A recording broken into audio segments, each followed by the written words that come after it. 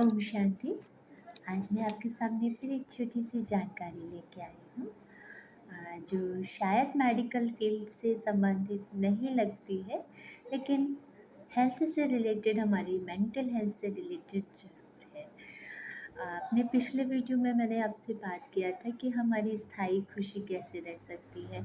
स्थायी खुशी रहने के लिए मैंने बोला था कि वो उन चीज़ों से अगर हम याद करते हैं या उन चीज़ों से हम जुड़ते हैं जो अविनाशी हैं, माना कि जो कभी ख़त्म नहीं होते, तो हमारी खुशी स्थायी रहती है। अविनाशी चीज़ों में एक ईश्वर का प्यार है जो अविनाशी कहा जाता है। और बाकी इसके अलावा अगर हम किसी व्यक्ति, वस्तु, धन, वैभव, चीज़, किसी भी चीज़ से अगर जुड़ते हैं या उसके बारे में याद करते हैं, तो वो स्थायी नहीं है। आज हमारे साथ है, कल होंगी ये पता नहीं है। इवन हमारा जो शरीर भी है, उसकी भी कोई गारंटी नहीं है कि वो हमें सदा सुख ही दे। लेकिन ईश्वर एक ऐसे हैं जिनकी याद हमेशा जब हम करते हैं तो हमें हमेशा खुशी ही प्राप्त होती है। फिर मैंने बोला, आपको बताया कि ईश्वर हमारे साथ नहीं रहते, वो हमें दिखाई नहीं देते, फिर हम उन्हें याद कैसे कर सकते हैं? याद कैसे कर सकते हैं? तो आपको अगर वास्तविक उनकी याद आए, वास्तविक याद कैसे आएगी? जब हमने किसी चीज़ को अपनी इंद्रियों के द्वारा देखा, सुना, जाना, परखा हो, तब हम ईश्वर को याद कर सकते हैं। अभी तक जो हमारे शास्त्रों में लिखा है या जो हमारे पूर्वजों ने हमें सिखाया कि ईश्वर का ध्यान करना चाहिए, उनकी पूजा करनी चाहिए, अपनी दिनचर्या का थोड़ा-सा समय हमें ईश्वर के लिए निकालना चाहिए। ऐसे क्यों? उसके पीछे लॉजिक ये था कि हम दिन भर जो कार्य करते हैं, वो हम किस अर्थ कर रहे हैं, क्या उद्देश्य है उनका, और अपने मन को हम सात्विक कैसे बनाएँ। मने पूजा करना या कोई बाउंडेशन नहीं है, आप किसी के लिए एक प्रेम जो आपका है वो कैसे शो कर सकते हैं, मतलब निस्वार्थ प्रेम कैसे शो कर सकते हैं। तो उसके लिए उन्होंने हमें पूजा का एक माध्यम बताया कि हम किसी भी रूप में, एक वात्सल्य रूप में भगवान को नहलाते, धुलाते, उनको टीका करते, भोग लगाते, फिर शास्त्र पढ़ते। शास्त्र पढ़ने का उद्देश्य पढ़ाने का ये था कि हम उनके जो चरित्र हैं या एक आइडियल जो चरित्र होने चाहिए, वो कैसे हैं और उनको हम कैसे फ़ॉलो कर सकते हैं। जब हमारे सामने कोई सैंपल होगा तभी तो हम उसको फ़ॉलो कर सकेंगे। तो ये हमारा जो हमें भक्ति के लिए सिखाया जाता है। भक्ति और अध्यात्म, जैसे आप बड़े-बड़े जो अध्यात्म वाले गुरुज़ हैं उनके बारे में आप सुनिए, तो इंसान कन्फ्यूज़ रहता है कि अध्यात्म क्या है, भक्ति क्या है, मतलब बहुत ज़्यादा कन्फ्यूज़न क्रिएट हो जाता है। तो सबसे पहली चीज़ जो है कि भक्ति माना जो है वो फर्स्ट स्टेज है। अध्यात्म उस चीज़ की गहराई, जैसे आप समझिए कि इनिशियल क्लासेस जो हम करते हैं किसी भी सब्जेक्ट के लिए, प्राइमरी क्लासेस वो हमारी भक्ति है कि हम अनजान, मतलब हम किसी चीज़ का बेस नहीं जानते, लॉजिक नहीं जानते, लेकिन हम उस चीज़ को एक अच्छे डायरेक्शन में, एक अच्छे उद्देश्य से कर रहे हैं। लेकिन आध्यात्म जो है हमारा, तो उसमें हर चीज़ का एक मतलब है, एक पूरी तरह से जाँचा परखा, माने हर कार्य को करने का एक उद्देश्य है, वो कार्य का अर्थ है। जब वो जान के हम कोई कार्य करते हैं या ईश्वर से जुड़ते हैं तो वो आध्यात्म कहलाता है।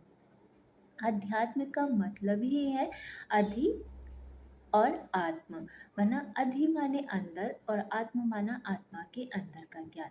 जैसे हम सभी जानते हैं, अभी मैंने आपको बोला कि हमारा शरीर हमारे सदा सुखदाई नहीं रह सकता, है ना? कभी उसमें बीमारी होती है, कभी हमें बुढ़ापा आता है, कई सारी चीज़ें होती हैं ये जिसके कारण से वो सुखदाई नहीं हो सकता। लेकिन उस शरीर को चलाने वाली जो एनर्जी है, वो है एनर्जी स्थायी। जैसे हमारे शास्त्रों में आत्मा नाम से कहा गया है। जैसे आपको बताया गया है या हम सभी जानते हैं कि जो एक डेड बॉडी है उसको मिट्टी बोला जाता है। मिट्टी क्यों? क्योंकि वो 5 तत्वों में विलीन हो जाता है, लेकिन उसको चलाने वाली एनर्जी जो पावर है वो आत्मा है। तो आत्मा के अंदर का जो ज्ञान है वो अध्यात्म है। भक्ति जो है वो कर्म कांड है, माना कैसे किन किन प्रोसेस के द्वारा आप ईश्वर के नियर रह सकते हैं, अपने मन बुद्धि को ईश्वर में लगा सकते हैं। परंतु अभी क्या है, भक्ति का जो रूप है, वास्तविक रूप है, वो बिगड़ चुका है। उसका जैसे शास्त्रों में लिखा है ना कि अ, हर चीज़ की 3 स्टेज होती है, सत्व, रज, तम। हमारी गीता में भी बताया गया है, सत्व प्रधान, रजो प्रधान, तमो प्रधान। तो अभी जो भक्ति है वो स्वार्थ युक्त है, वो माना किसी उद्देश्य से है, और एक जो दिल का लगाव होता है, वरना हमारी मन बुद्धि बिना किसी दिखावे के उस ईश्वर को महसूस करे, वो चीज़ अब भक्ति में नहीं रही। भक्ति क्या है? एक शो ऑफ, एक आडंबर टाइप का रह गया है कि हम किसी को प्रसन्न करने के लिए जैसे घूस देते हैं, वैसे ही हम भक्ति कर रहे हैं, ईश्वर को याद करें। बट ईश्वर को याद करना, ईश्वर जो है भगवान, या जो आपके सामने जो आइडियल है, आइडियल मीन्स बियॉन्ड, उसके आगे कोई चीज़ नहीं, हर चीज़ का बियॉन्ड। जैसे गुणों का सागर है ईश्वर, प्यार का, दया का, ममता का, शांति का सागर है। तो उसको जब हम याद करते हैं तो हमारे अंदर वो ऑटोमेटिकली वो गुण आने लगते हैं, माना हमारे अंदर मन में शांति आने लगती है, प्यार आने लगता है। आज की दुनिया में क्या है कि आप इतना ज़्यादा स्ट्रेस है, सुबह से शाम तक हर इंसान भाग रहा है, भाग रहा है। पर क्या कारण है, क्यों भाग रहा है?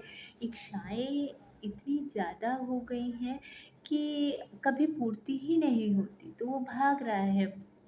अभी एक इच्छा पूरी हुई, फिर दूसरी इच्छा लगी, तीसरी इच्छा लगी, तो वो भागता रहता है।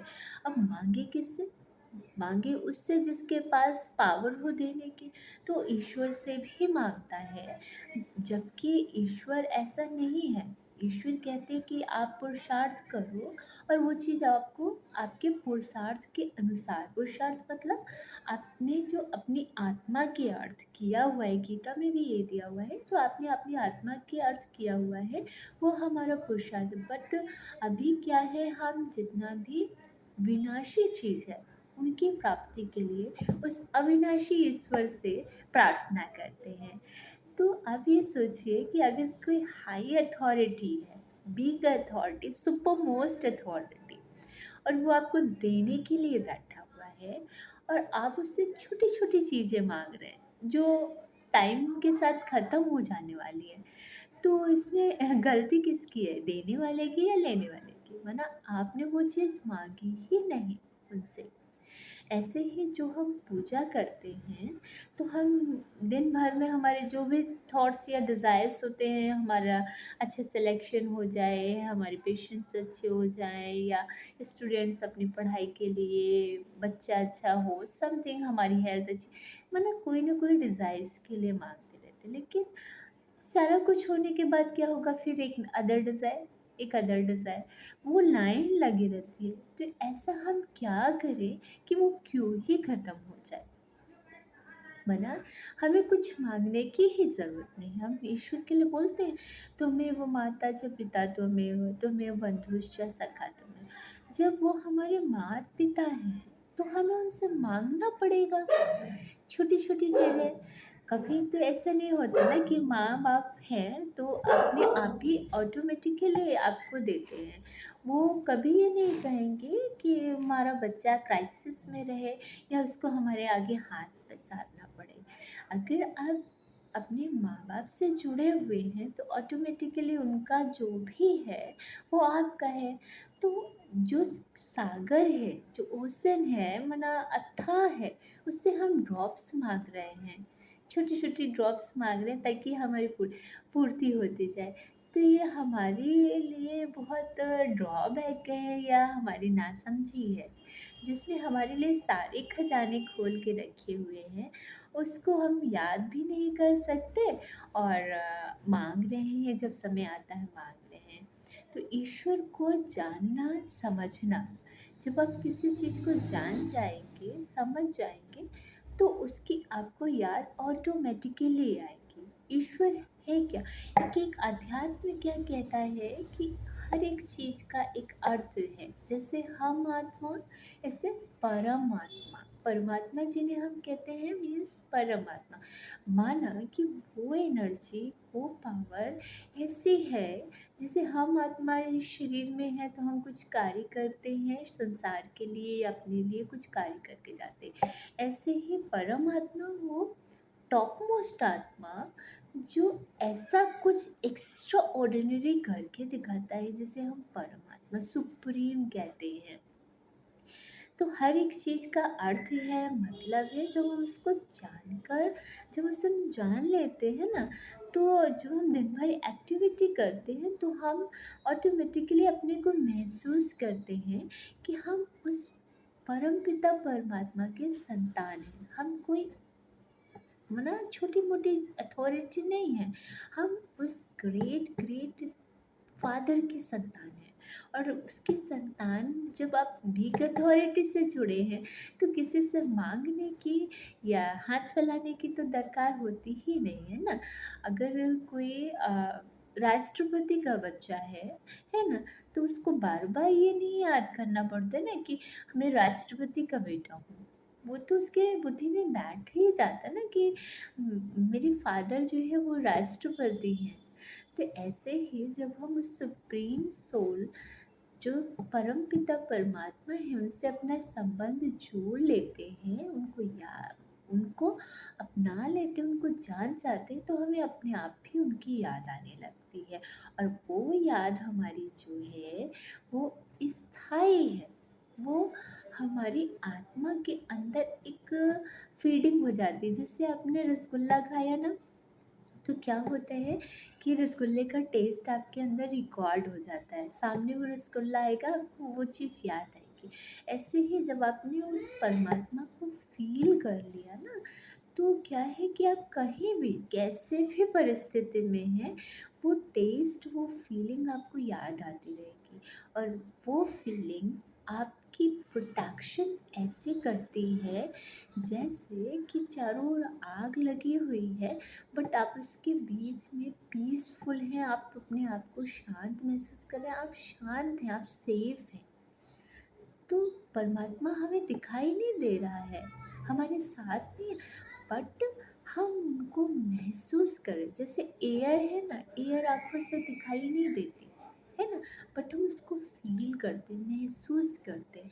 ऐसे ही परमात्मा जो है हमें वो दिखाई नहीं देते, है नहीं हमारे साथ, बट हमने उनका साथ महसूस किया है, तो वो ऑटोमेटिकली हमारे साथ हैं। गीता में भी बोला हुआ है ना कि जब वो अर्जुन को कृष्ण, जो श्री कृष्ण जी हैं, वो उपदेश देते हैं, तो बोलते हैं कि हे अर्जुन, तू मुझे अपने इन आँखों से नहीं देख सकता, तो मैं तुझे दिव्य चक्षु देता हूँ। दिव्य चक्षु का मतलब उसको एक्स्ट्रा आँखें नहीं दी हुई हैं। आँखें क्या, आप क्या किसी चीज़ को अंडरस्टैंड तब करते हैं जब आपको इंटेलिजेंस से आपकी बुद्धि उस चीज़ को ग्रैस्प कर पा रही है। तो माना बुद्धि का वो स्तर, वो बौद्धिक क्षमता प्रदान करते हैं कि आप परमात्मा को समझ सकें।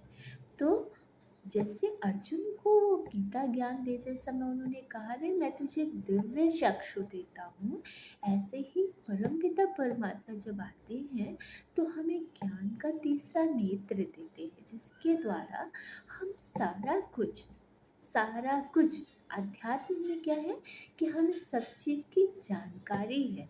हम आंख बंद करके किसी चीज़ को फॉलो नहीं करते। हम क्या है, हमें सबकी जानकारी है, और उसके बाद हम उस चीज़ को मान रहे हैं, अपना रहे हैं और धारण कर रहे हैं। परमात्मा क्या है, हम क्या है, हमारा अस्तित्व क्या है, हम कैसे सदा परमात्मा को अनुभव कर सकते हैं।